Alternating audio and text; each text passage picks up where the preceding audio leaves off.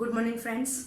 આજે આપણે સંબંધ અને વિધેય ચેપ્ટર 1 માં સ્વાધ્યાય 1.3 નો પ્રશ્ન 8 જોઈશું. વિધેય f from capital R plus 2 close open 4 infinity f of x is equal to x square plus 4 દ્વારા વ્યાખ્યાયિત છે. સાબિત કરો કે f વ્યસ્ત સંબંધ છે અને f નું પ્રતિવિધેય f inverse a f inverse y is equal to square રૂટમાં y minus 4 દ્વારા દર્શાવાય છે. અત્રે r plus a તમામ અનઋણ વાસ્તવિક સંખ્યાઓનો ગણ છે. બરાબર? ઓકે, હવે આ દાખલામાં આપણને સ્પષ્ટ કહી દીધું છે કે r plus કોણ છે? તમામ અનઋણ વાસ્તવિક સંખ્યાઓનો ગણ, રાઈટ? તો અનઋણ નો અર્થ શું થાય? ઋણ નથી એવી તમામ વાસ્તવિક સંખ્યાઓ, રાઈટ? ઓકે, એટલે અહીંયા r પ્લસ એ અલ્ટિમેટલી શું આપેલું છે? r પ્લસ યોગ સિંગલટન સેટ 0. આ આપણે ખાસ સમજવાનું છે. બરાબર? ઓકે, તો હું r પ્લસ ને બદલે આ લખી શકું. અહીંયા r પ્લસ આપણે આ ટાઈપની સંખ્યા લેવાની છે, એટલે અલ્ટિમેટલી આપણને r પ્લસ યોગ સિંગલટન સેટ 0 લખીએ તો તમને ગૂંચવણો નહીં થશે. બરાબર? એટલે ખરેખર રકમમાં આ તમને ગૂંચવીને આપેલું છે. ઓકે, તો આપણે આ લખશું. બીજું, અહીં તમને ચોખ્ખું કીધું છે કે f વ્યસ્ત સંપન્ન છે. ઇટ મીન્સ કે f ઇન્વર્સનું અસ્તિત્વ છે. f ઇન્વર્સનું અસ્તિત્વ ક્યારે હોય? તો f એકને વ્યાપ્ત છે, એટલે આપણને આન્સર તો ખબર જ છે કે f એકને વ્યાપ્ત લાવવાનું છે. ત્યાર પછી બીજું, f નું પ્રતિવિધેય f inverse y is equal to square રૂટમાં y minus 4 લાવવાનું છે. એ આપણે સાબિત કરવાનું છે. તો એ પણ આપણને આન્સર મળી જ ગયો છે. બરાબર? કે કઈ ટર્મ્સ લાવવાની છે. તો ઘણું બધું કામ સરળ છે. આ એક જ તમને ગૂંચવાડો ઊભો કરે એવું છે, તો આપણે અહીંયા લખી દઈએ છીએ r પ્લસ યોગ સિંગલટન સેટ 0. બરાબર છે? r પ્લસ ની કિંમત આપણે આ પ્રમાણે લેવાની છે. ઓકે,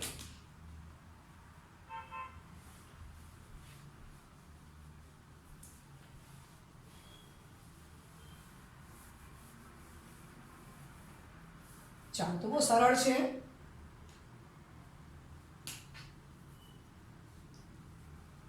r પ્લસ યોગ સિંગલટન સિંગલ લખી દઉં છું. r પ્લસ યોગ સિંગલટન સેટ 0. r પ્લસ નો મીનિંગ આ આપેલો છે, close open 4 infinity f of x is equal to x square plus 4. ચલો, f of 0 શોધો તો 0 square plus 4 એટલે 4. બરાબર છે? ઓકે, હવે 0 પછી હું 0.1 લેવાની છે, તો એની વચ્ચે પણ અસંખ્ય ધન વાસ્તવિક સંખ્યા આવેલી છે, તો 0.1 નો હોલ સ્ક્વેર પ્લસ 4, તો 0.01 પ્લસ 4, 4.01. એમ કરતા કરતા તમે આગળ જાઓ તો f of 1 1 square plus 4, 1 plus 4 તો 5 થશે. એમ કરતા કરતા તમે આગળ જાઓ, અસંખ્ય ધન વાસ્તવિક સંખ્યા તમે લઈ શકો છો r પ્લસ યોગ સિંગલટન સેટ 0 માંથી, રાઈટ? ચાલો, તો આટલા પરથી આપણને જજમેન્ટ આવી જાય છે એક એકનું. તો હું લખું છું કે 0.1 is not equal to 1. કોઈ પણ બે પોઈન્ટ લઈ લેવું, which implies f of 0.1 is not equal to f of 1, right? માટે f a એક વિધેય છે. બરાબર છે? આ એક તો આપણે આટલું લાવી દીધું છે, નંબર 1. ચાલો, હવે આપણે વ્યાપ્તની વાત કરવાની છે. તો x સ્ક્વેર છે એટલે આપણને પહેલી વ્યાખ્યા પણ સારી પડશે. તો હું આમ લખી શકું છું કે x square is greater or equal two 0 for all x belongs to પ્રદેશ કોણ છે? r પ્લસ યોગ સિંગલટન સેટ 0. ચાલો, બંને બાજુ પ્લસ 4 એડ કરશું, માટે x square plus 4 greater or equal two 0 plus 4. Therefore f of x is greater or equal two 4, right? ચાલો, આ કરી નાખું છું આટલું પોર્શન. ઓકે, માટે 4 is less or equal to f of x. હવે તમે સંખ્યા રેખા જોશો તો 4, તો જમણી બાજુ આપણને શું મળશે? Plus infinity, right? એટલે હું અહીંયા લખી શકું લેસ ધેન ઇન્ફિનિટી. આનો અર્થ શું થયો? f of x belongs to close open 4 infinity. બરાબર છે? એટલે આના પરથી આમ લખી શકાય કે range of f is equal to close open 4 infinity. બરાબર છે? ઓકે, ચાલો, હવે તમે જો કે f નો સહપ્રદેશ પણ તમને એ જ આપેલો છે, તો ઇઝ ઇક્વલ ટુ લખી દેવું એફ નો સહપ્રદેશ, બરાબર છે. ચાલો, એટલે આના પરથી શું કહેવાશે? માટે એફ એ વ્યાપ્ત વિધેય છે, તો આને આપણે નંબર 2 આપશું, બરાબર છે. હવે 1 અને 2 પરથી આપણે એમ કહી શકીએ કે એફ એક અને વ્યાપ્ત હોવાથી એફ ઇન્વર્સનું અસ્તિત્વ છે. હવે તમને આ વ્યાખ્યા ન ફાવતી હોય તો હું વ્યાપ્ત માટેની બીજી વ્યાખ્યા લઉં છું, કારણ કે મારે ઇન્વર્સ ફાઇન્ડ કરવાનો છે, એમાં તો મને બીજી વ્યાખ્યાની જરૂર પડવાની જ છે, બરાબર છે. એટલે આ લખું કે નહીં લખું, મારે બીજી વ્યાખ્યા લખવી જ પડશે. તો જે લોકોને આ સિમ્પલ લાગતી હોય તે આ લખીને પછી બીજી વ્યાખ્યાનો ઉપયોગ કરે, અથવા ડાયરેક્ટ બીજી વ્યાખ્યાનો જ ઉપયોગ કરજો. તો વ્યાપ્ત માટે તમને હું બીજી રીત બતાવું છું કે એ લખીશ તો મને ઇન્વર્સ ફટાફટ મળી જશે. ઓકે, તો આપણે શું લેવાનું છે? For all y belongs to close open 4, infinity. તો એ કોણ છે? સહપ્રદેશ, બરાબર છે. ચાલો, f of x is equal to મને શું આપેલું છે?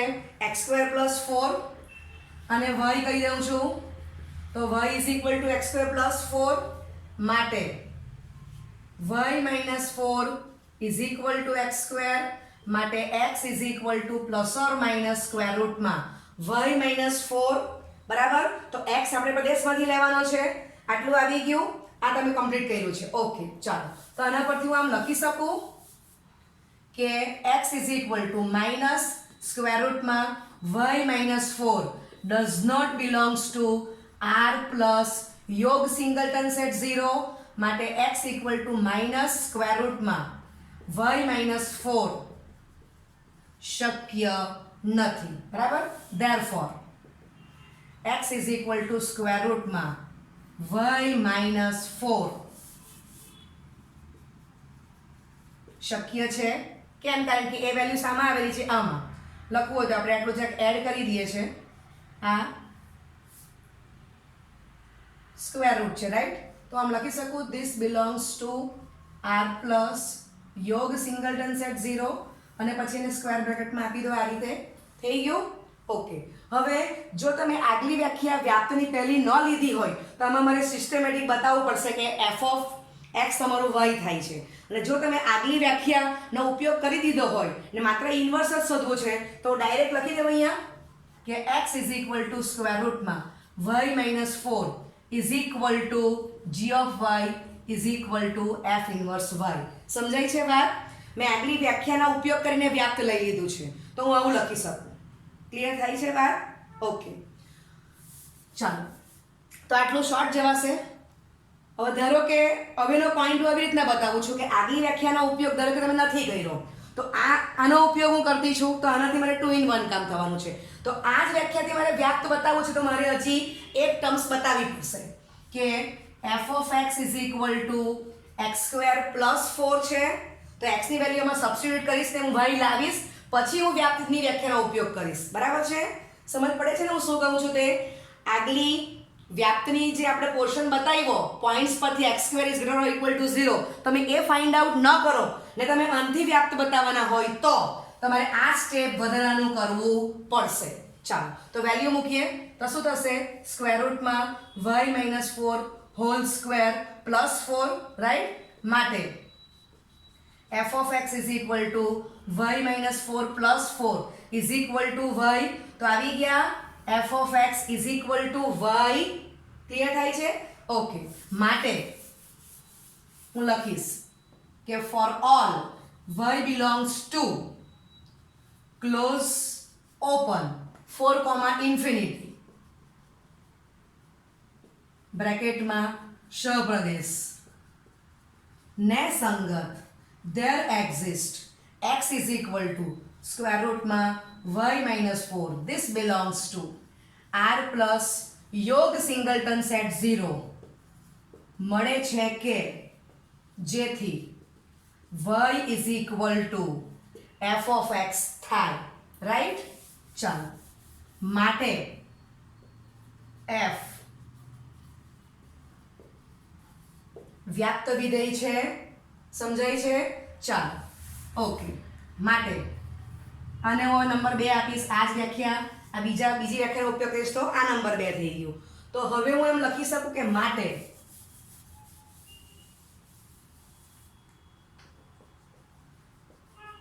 એક અને 2 પરથી f એક અને વ્યાપ્ત વિધેય છે.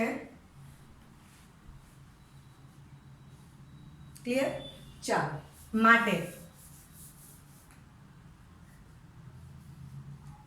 f નું પ્રતિવિધેય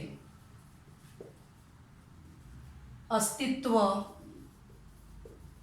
ધરાવે છે, માટે f એ વ્યસ્ત સંપન્ન વિધેય છે. ક્લિયર? તો એક મુદ્દો આપણો સાબિત થઈ ગયો. ચાલો, ઓકે. હવે આપણી આ જે વેલ્યુ આવેલી છે, બરાબર, એ હું કોપી કરીશ. તમારું કોપી થઈ જ ગયેલું છે. ચાલો, તો આને હું શું કહેવાની? g ઓફ y તે જ કોણ છે? f inverse y. ક્લિયર? હવે આપણે સાબિત શું કરવાનું છે? તો કે આ જ આપણને આપેલું છે કે f inverse y is equal two વર્ગમૂળમાં y માઇનસ 4. તો બીજો પાર્ટ પણ સાબિત થઈ ગયો. બરાબર છે? હવે આપણે આગલા લેક્ચરમાં જોઈ ગયા કે આપણે આગલા લેક્ચરમાં y ને બદલે x સંકેત બદલતા એમ કરીને આને x માં લખેલું. તો આપણે એ રીતે પણ લખી શકીએ. તો દાખલામાં તમને આને બદલે એવું પણ પૂછે કે f inverse x is equal to square રૂટમાં x માઇનસ 4 લાવો. બરાબર? તો આપણે લખવાનું એક સ્ટેપ કે ભાઈ સંકેત બદલતા y ને બદલે x. બરાબર છે? ઓકે. હવે આપણને અહીં આટલું સાબિત કરવાનું કહ્યું છે. પદ્ધતિસર જો લખવું હોય તો f નો પ્રદેશ તે f ઇન્વર્સનો સહપ્રદેશ અને f નો સહપ્રદેશ તે f ઇન્વર્સનો પ્રદેશ થશે. તો એ તમને બતાવવાનું કહ્યું જ નથી, આપણે આટલું જ લખવાનું છે. તો એ તમારો દાખલો કમ્પ્લીટ થઈ ગયો.